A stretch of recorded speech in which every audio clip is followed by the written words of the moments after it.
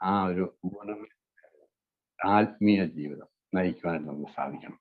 സുബോധ ജീവിതം മൂന്നാമത്തെ പടി, 11ാമത്തെ പടികളൊക്കെ നമ്മളിതിന് ഏറെ സഹായിക്കും. എല്ലാ പടികളും സഹായിക്കും. പക്ഷെ മൂന്നാമത്തെ പടിയും 11ാമത്തെ പടികളും ഒക്കെ നമ്മളെ ഗുണമേന്മയുള്ള ആത്മീയ ജീവിതത്തിൽ ഏറെ സഹായിക്കുന്ന പടികളാണ് മൂന്നാമത്തെ പടി, 11ാമത്തെ പടി. മൂന്നാമത്തെ പടിയിൽ നമ്മളോട് പറയുന്നു, എൻ്റെ നിശ്ചയങ്ങൾ, എൻ്റെ ആഗ്രഹങ്ങൾ, എൻ്റെ ജീവിതം ഞാൻ മനസ്സിലാക്കുന്ന തരത്തിലുള്ള എൻ്റെ ദൈവത്തിന്റെ സംരക്ഷണയ്ക്ക് ഞാൻ വിട്ടുകൊടുക്കുക. എൻ്റെയിലല്ല, ഞാൻ വിശ്വസിക്കുന്ന 2ാം പടിയിൽ കണ്ടെത്തിയ എൻ്റെ ദൈവത്തിന് വിട്ടുകൊടുക്കുക. എൻ്റെ ജീവിതമായാലും ശരി, എൻ്റെ നിശ്ചയങ്ങളായാലും ശരി, എൻ്റെ ആഗ്രഹങ്ങളായാലും ഒക്കെ ശരി, ഈ 2ാം പടിയിൽ കണ്ടെത്തിയ എന്നേക്കാൾ വലിയ ആ ശക്തിയുടെ തീരുമാനപ്രകാരത്തിന് ഞാൻ അങ്ങോട്ട് വിട്ടുകൊടുക്കുക.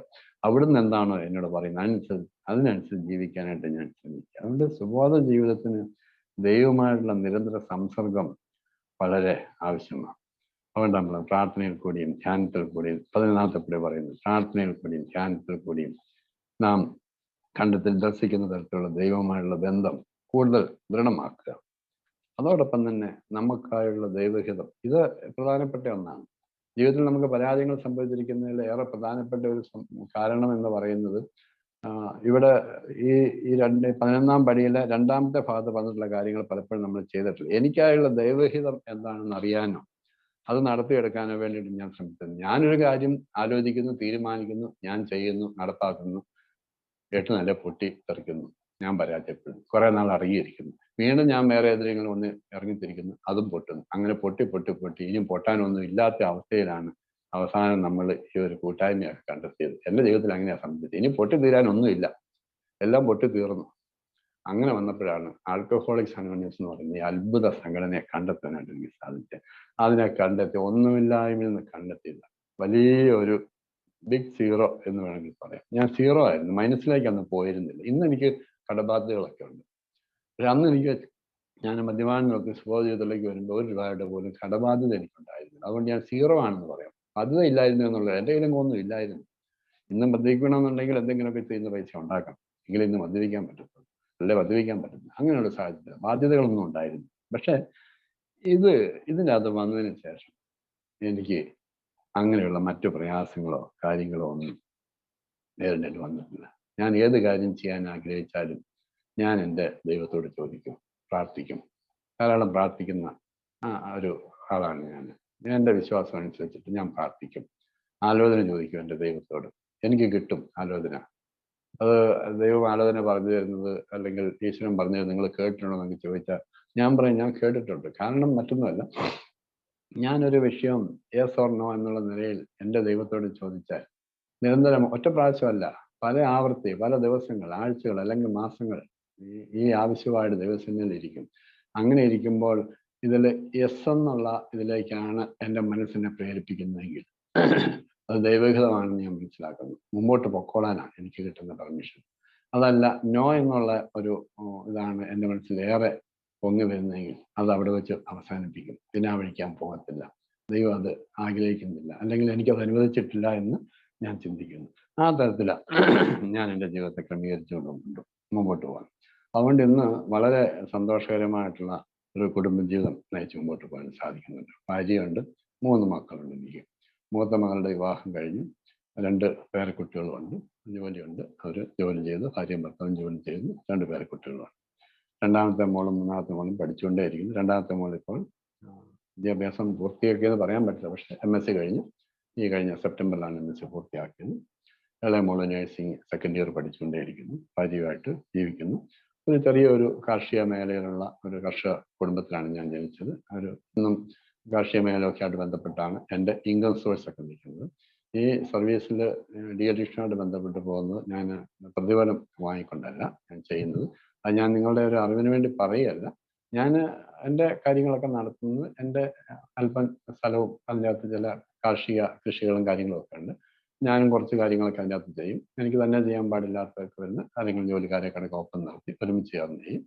അങ്ങനെയൊക്കെ ചെയ്ത് മുമ്പോട്ട് പോകും. അതിൽ നിന്നുള്ളൊരു കുടുംബം തുറന്നു പോകാനുള്ളതൊക്കെ അത്യാവശ്യമൊക്കെ എനിക്ക് കിട്ടുന്നുണ്ട്. അതുകൊണ്ട് തന്നെ എനിക്ക് മറ്റൊരു സ്ഥലത്തു നിന്ന് ഇറങ്ങുന്ന ആവശ്യമില്ല. എന്നാൽ ലഭ്യമാകുന്ന സമയം ലഹരിയാസക്തി ജീവിതത്തിൽ കൂടി പ്രയാസം അനുഭവിച്ചുകൊണ്ട് മുമ്പോട്ട് പോകുന്ന ആളുകളുടെ ഇടയിലേക്ക് ഇറങ്ങിച്ചെന്ന് പ്രവർത്തിക്കാനായിട്ട് ആണ് സമയം കണ്ടെത്തിയിരിക്കുന്നത്.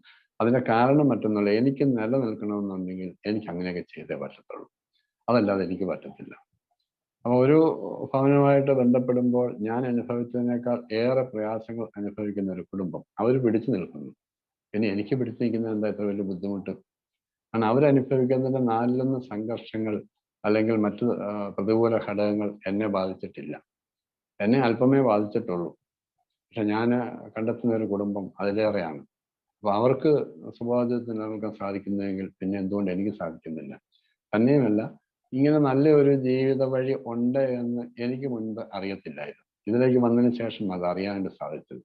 അപ്പൊ അങ്ങനെ അറിയാതെ ഇരിക്കുന്ന ധാരാളം ആളുകളുണ്ട്. അവരിലേക്ക് ഏത് സന്ദേശം എത്തിച്ചു കൊടുക്കുക. ആരെയും നിർബന്ധിക്കാറില്ല. എനിക്ക് കിട്ടിയ സുബോധ ജീവിതത്തെക്കുറിച്ചും എനിക്ക് കിട്ടിയ നന്മകളെക്കുറിച്ചും ഒക്കെ ഞാൻ അവർക്ക് പറഞ്ഞു കൊടുക്കാറുണ്ട്. ഞാൻ ഇന്ന പോലെ ലഹരി വസ്തുക്കൾ ഉപയോഗത്തിൽ നിന്നൊക്കെ വിട്ട് എൻ്റെ ജീവിതത്തിൽ നിന്ന് പുനർക്രമീകരിച്ച് ചിട്ടപ്പെടുത്തിയ ദൈവമായി ഞാൻ വിശ്വസിക്കുന്ന എൻ്റെ ദൈവമായി ചേർന്നുള്ള ജീവിതക്രമത്തിലേക്ക് വന്നപ്പോഴാണ് എനിക്ക് ഇന്ന പോലെയുള്ള കാര്യങ്ങൾ കൂടി മുമ്പോട്ട് പോകാൻ സാധ്യമായത്. നിങ്ങൾക്കും അത് ആ രീതിയിൽ പരിശ്രമിച്ചാൽ നിങ്ങൾക്കും ജീവിത വിജയം നേടാൻ സാധിക്കും. അതിനൊരു പരിധി വരെ ഞങ്ങൾക്കൊക്കെ നിങ്ങളെ സഹായിക്കാൻ പറ്റും. നിങ്ങൾക്ക് താല്പര്യമുണ്ടെങ്കിൽ ഞങ്ങൾക്ക് നിങ്ങളെ സഹായിക്കാൻ പറ്റും. അങ്ങനെ താല്പര്യമുണ്ടെങ്കിൽ നിങ്ങൾക്ക് കൂട്ടായ്മയിലേക്ക് വരാം. കൂട്ടായ്മയിൽ വന്ന് കാണാം ആരൊക്കെ അവിടെ പങ്കെടുക്കുക. നമ്മൾ പറഞ്ഞു കൊടുക്കാറില്ല ഇന്ന ആളുകൾ കൂട്ടായ്മയിൽ പങ്കെടുക്കുന്നത് പറഞ്ഞു കൊടുക്കാറില്ല. കൂട്ടായ്മയിലേക്ക് വരാം. ഈ ഡി അഡിക്ഷനെ കുറിച്ച് കൂടുതൽ കാര്യങ്ങൾ പറഞ്ഞുതരാം. ചികിത്സാ ക്രമീകരണങ്ങൾ ആവശ്യമുള്ളവരെയാണ് ഡി അഡിക്ഷൻ സെന്ററുകളിലേക്ക് പോകാം. വിവിധ സ്ഥലങ്ങളിൽ വിവിധ തരത്തിലുള്ള ഗവൺമെന്റിന്റെയും പ്രൈവറ്റിന്റെയും അങ്ങനെ ഓരോ ഓർഗനൈസേഷൻ നടത്തുകയൊക്കെ ചെയ്യുന്ന ഡി അഡിക്ഷൻ സെന്ററുകളുണ്ട്. ഇഷ്ടമുള്ള സ്ഥലത്ത് പോകാം. ഒരു 10 ഡി അഡിക്ഷൻ സെന്ററിനെങ്കിലും ഡീറ്റെയിൽ ഓരോ ഞാൻ ഇടപെടുന്ന ഓരോ വിദ്യാസത്തിനും പറഞ്ഞു കൊടുക്കും. 10 എണ്ണത്തിനെ കുറിച്ചെങ്കിലും ഇതിൽ ഏതെങ്കിലും നിങ്ങൾക്ക് തിരഞ്ഞെടുക്കാം. അവരുടെ ചോയ്സാണ് തിരഞ്ഞെടുപ്പിന് ഡി അഡിക്ഷൻ സെന്റർ തിരഞ്ഞെടുക്കുന്നത്. അവിടെ പോയി വന്നു കഴിഞ്ഞാൽ അവർക്ക് ആവശ്യമുള്ള ഫോളോ അപ്പ് കൊടുക്കുന്നു. അവരുടെ വീടുകൾ വിസിറ്റ് ചെയ്യുന്നു. അവരുടെ വീടും ഈ വീടും ഞങ്ങൾ തമ്മിൽ നല്ലൊരു ബന്ധം കാത്തു സൂക്ഷിക്കുക. കുടുംബാംഗങ്ങളുമായിട്ട് നല്ലൊരു ബന്ധം കാത്തു സൂക്ഷിക്കുകയാണ്.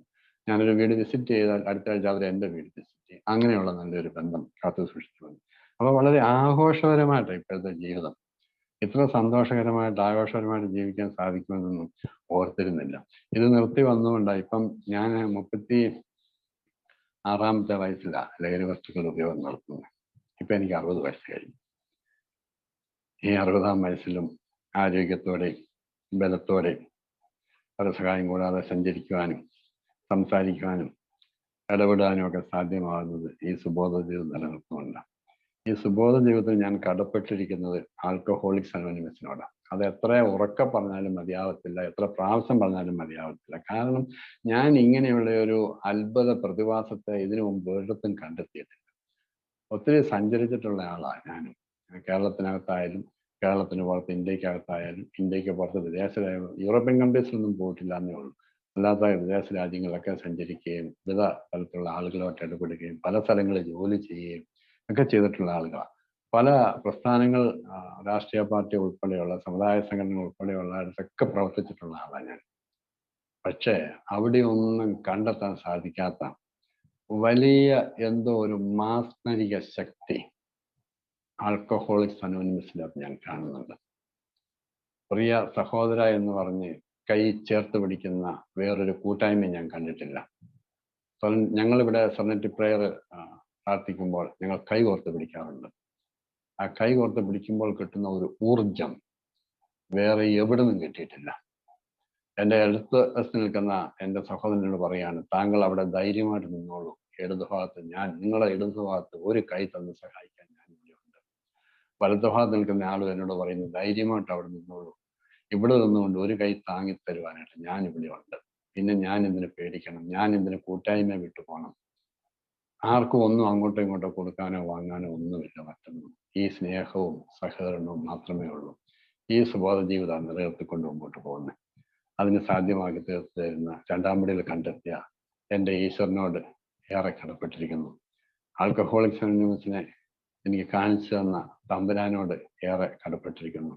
എനിക്ക് മുന്നമേ കൂട്ടായ്മയിൽ വന്നിട്ടുള്ള ധാരാളം ആളുകൾ, ഞാൻ വന്നതിന് ശേഷം വന്നിട്ടുള്ള ആളുകൾ, ഇവരുടെയൊക്കെ സുബോധ ജീവിതം എന്നെ പിടിച്ചു നിൽക്കുവാനായിട്ട് സഹായിക്കുന്നു.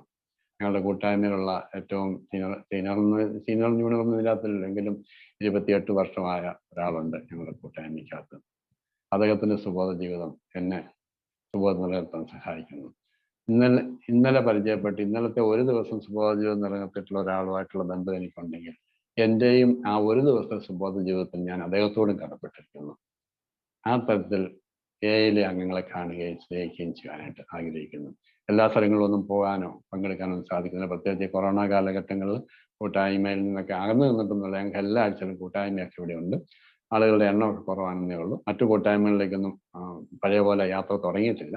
ഇനിയിപ്പോൾ അതൊക്കെ ആരംഭിക്കാമെന്ന് എനിക്ക് തോന്നുന്നു. എന്തായിരുന്നാലും ഒരു ആഘോഷപരമായ ജീവിതമാണ് നയിക്കുന്നത്. ഞാനിവിടെ പറയാൻ ശ്രമിച്ച കാര്യം റിലാപ്സിനെ കുറിച്ചാണ്. ആദ്യമേ ഞാൻ 4 കാര്യങ്ങളെക്കുറിച്ച് പറഞ്ഞു. അതൊരു പ്രോസസ്സാണ്. രോഗിയുടെ മനസ്സിൽ നിന്ന് ആരംഭിക്കുന്നു, രോഗിയുടെ സ്വഭാവത്തിൽ നിന്ന് മനസ്സിലാക്കുക, അതുകൊണ്ട് തന്നെ തടയാൻ പറ്റുന്നതാണ്. പുനഃപതനത്തിന് റിലാപ്സിന് 3 സ്റ്റേജുകളുണ്ട്. 1 ചിന്താഗതിയിൽ ഉണ്ടാകുന്ന മാറ്റമാണ്, 2 ജീവിതശൈലിയിൽ ഉണ്ടാകുന്ന മാറ്റമാണ്, 3 ലഹരി വസ്തുക്കൾ ഉപയോഗിച്ച് തുടങ്ങുന്ന ലക്ഷണമാണ്. പിന്നീട് പുനഃപതനത്തിലേക്ക് പോകാൻ സാധ്യതയുള്ള ആളുകളുടെ ലക്ഷണങ്ങളെക്കുറിച്ച് ഇവിടെ പറഞ്ഞിരുന്നു. മുൻവിധിയും വ്യവസ്ഥകളും, ഈശ്വരവിശ്വാസം ഇല്ലാത്തവർ, ലഹരി പദാർത്ഥം പൂർണ്ണമായി മാറ്റാത്തവർ, മദ്യം മാത്രം നിർത്തുന്ന ആളുകൾ, എയിൽ ക്രമമായി പോകാത്തവർ, സാഹചര്യങ്ങളെ വിലയിരുത്തുന്നതിൽ പരാജയം സംഭവിക്കുന്നവർ, ഇങ്ങനെയുള്ള സംശയരോഗമുള്ളവർ, ഇങ്ങനെയൊക്കെയുള്ള ആളുകൾക്ക് റിലാപ്സ് ഉണ്ടാവാൻ സാധ്യതയുണ്ട് എന്ന് ഞാൻ സൂചിപ്പിച്ചിരുന്നു. അതുകൊണ്ട് ശ്രദ്ധയോടെ ചുവട് വെച്ചാൽ നമുക്ക് റിലാപ്സ് ഉണ്ടാകാതെ മുമ്പോട്ട് പോകാനായിട്ട് പറ്റും.